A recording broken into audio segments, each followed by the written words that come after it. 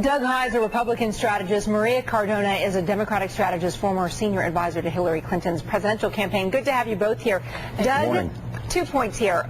The Justice Administration, the Justice Department, is operating independent of what the president thinks. Number two, is it really at this point smart for Dick Cheney to defend agents or operatives who may have gone outside the legal guidelines?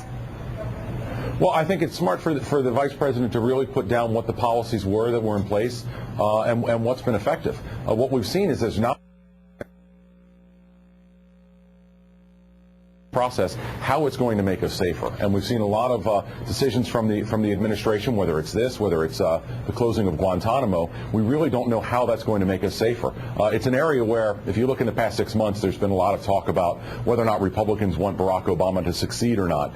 Americans want him to succeed in this. Republicans want the president to succeed in making us safer. We just don't know how this makes that possible.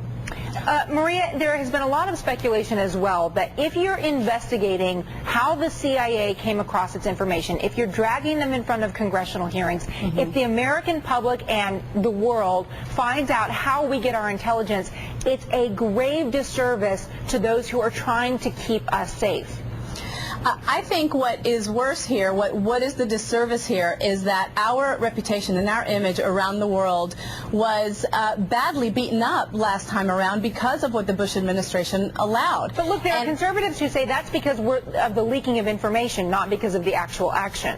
Well, look, the leaking of information was not done by this administration. You know, it was in the media. These are not secrets. So clearly everybody knew what was going on. What we have to find out now is exactly what happened in terms of the rule of law. Look, we are a country of laws. Nobody is above the rule of law. And I think that nothing puts us in a worse position than that of going against our own values, our own morals, our own Constitution, which we preach around the world. That is going to hurt us in the long run if people don't believe what we're actually saying around the world. This actually, I think, will make us safer if we find out exactly what happened and deal with that as the law demands. There also seems to be some conflict in information. I mean, last week we made a lot out of this, Doug, that the former Homeland Security Secretary Tom Ridge had said that he was pressured to up the terror alert level right before the election.